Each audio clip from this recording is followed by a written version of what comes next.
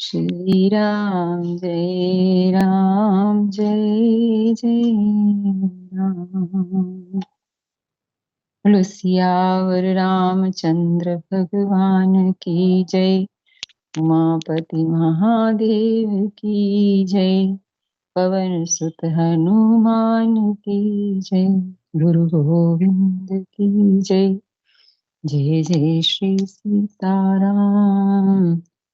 जय जय श्री राधे श्याम। कल हमने अयोध्या कांड में दोहा संख्या 66 पर छोड़ा था, 66 पर मुझे ऐसे ही स्मरण है। 66 से ही हाँ शुरू जी, 66 पे, हाँ 66 पे ही छोड़ा था। ठीक है जी, 66 सीता जी और राम जी के साथ संवाद चल रहा है। राखिए अवध जो अवध लगी, रहत न जाने प्राण। दीन बंधु सुंदर सुखद, शील स्नेह निधान। सियावर रामचंद्र की जय। उमापति महादेव की जय। हे दीन बंधु, हे सुंदर, हे सुख देने वाले, हे शील और प्रेम के भंडार, यदि अवधि 14 वर्ष तक मुझे अयोध्या में रखते हैं तो जान लीजिए कि मेरे प्राण नहीं रहेंगे। मोहे मग चलत न हो ये हारी, छिन छिन चरण सरोज निहारी। सब ही भांति पिए सेवा करी हो, मार्ग जनित सकल श्रम हरि हो। क्षण क्षण में आपके चरण कमलों को देखते रहने से मुझे मार्ग चलने में थकावट न होगी। हे प्रियतम, मैं सभी प्रकार से आपकी सेवा करूंगी और मार्ग चलने से होने वाली सारी थकावट को दूर कर दूंगी। सीता जी भगवान से कह रही हैं राम जी से, हे प्रियतम, मैं सभी प्रकार की से आपकी सेवा करूंगी और मार्ग चलने से होने वाली सारी थकावट को दूर कर दूंगी। पाए पखारी बैठ तर छाही, करे हूँ बाहु मुदित मन माही। श्रम कन सहित श्याम तनु देखे, कहाँ दुख समौ प्राणपति पेखे।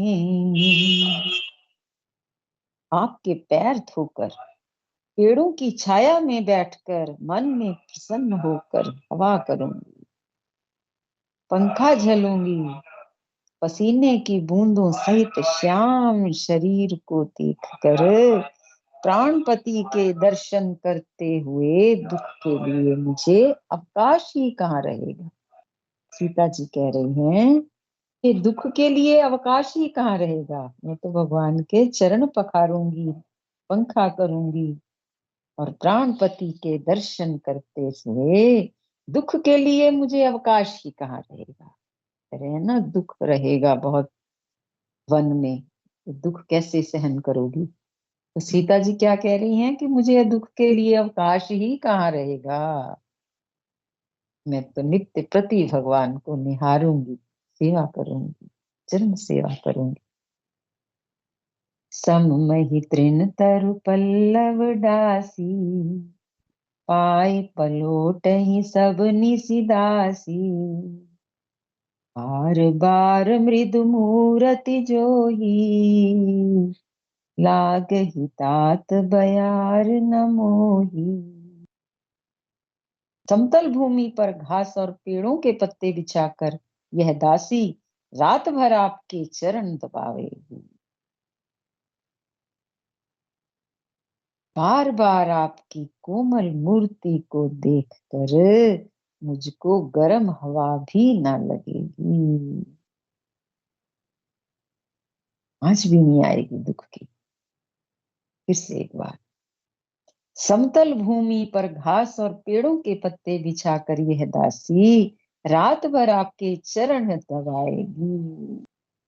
बार बार आपकी कोमल मूर्ति को देखकर मुझको गर्म हवा भी ना लगेगी। ओ प्रभु संग मोहे चितव निहारा, सिंध बंधु ही जिमि ससक सियारा। मैं सुकुमारी नाथ बन जोगू, तुम ही उचित तप मो कहूँ भोगू। प्रभु के साथ रहते हुए मेरी ओर आंख उठाकर देखने वाला कौन है? अर्थात कोई नहीं देख सकता।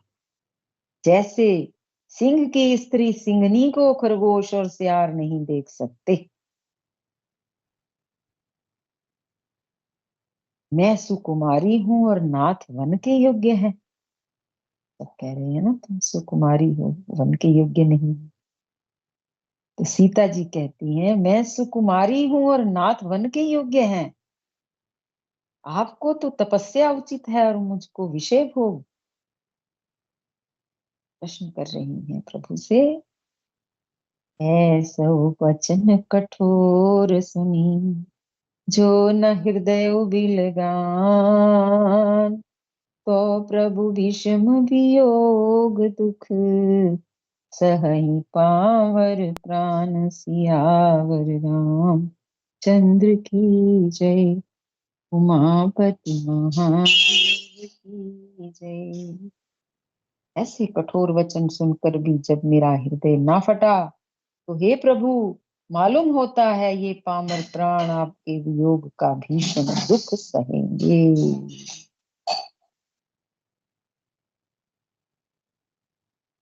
हस कह किए विकल भई भारी, वचन वियोग न सकी संभारी।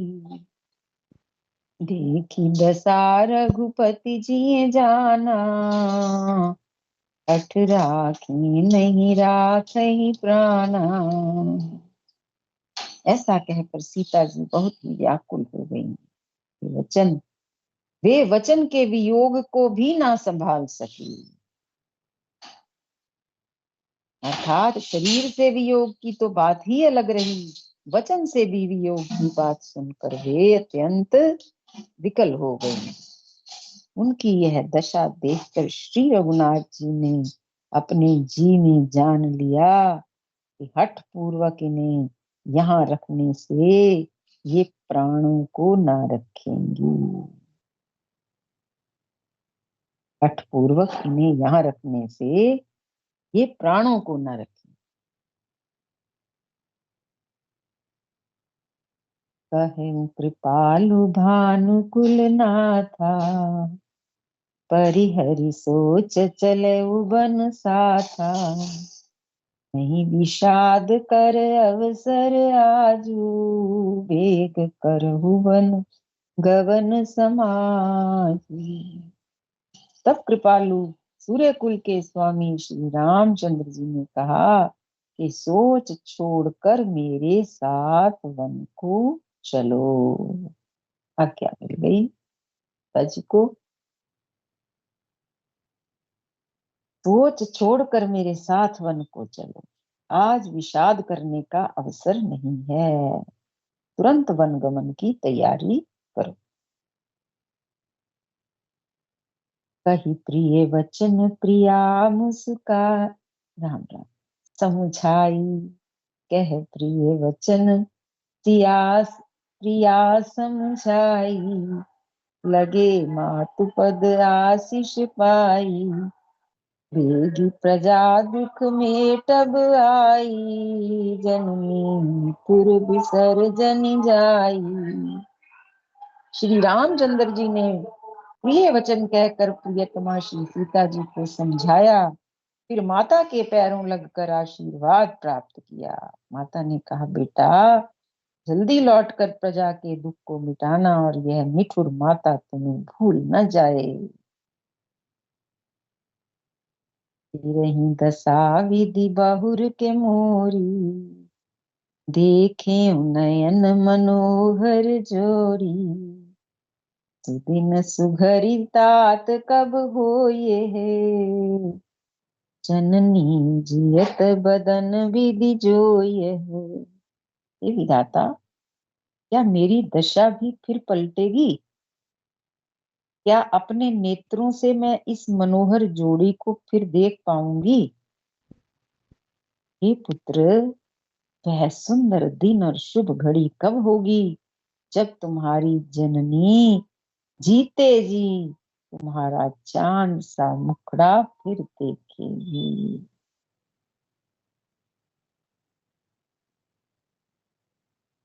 दोहा संख्या 68। बहुर बच्च कही लालू, कही रघुपति रघुवर तात। कबहि बोलाई लगाई हिया, हर्षि निरखियौ तात। सियावर रामचंद्र की जय, उमापति महादेव की जय। ये तात वत्स कहकर, लाल कहकर, रघुपति कहकर, रघुवर कहकर मैं फिर कब तुम्हें बुलाकर हृदय से लगाऊंगी और हर्षित होकर तुम्हारे अंगों को देखूंगी। लखी स्नेह कातरी महतारी, वचन नाव बिकल भई भारी। राम प्रबोध कीन विधि नाना, समम समीह न जाई बखाना। यह देख करके माता स्नेह के मारे अधीर हो गई है और इतनी अधिक व्याकुल है कि मुंह से वचन नहीं निकलता। श्री रामचंद्र जी ने अनेक प्रकार से उन्हें समझाया। वह समय और स्नेह वर्णन नहीं किया जा सकता। वो ऐसा समय है, कहते हैं, उसका वर्णन नहीं किया जा सकता। भगवान ने कैसे सबको समझाया है, वह समय और स्नेह का वर्णन नहीं किया जा सकता। तब जानकी सासु पग लागी, सुनिए माय मैं परम अभागी। सेवा समय देऊ बन दीना, मोर मनोरथ सफल न कीना। तब जानकी जी सास के पांव लगी और बोली, हे माता सुनिए, मैं बड़ी ही अभागिनी हूँ। आपकी सेवा करने के समय देव ने मुझे वनवास दे दिया, मेरा मनोरथ सफल न किया।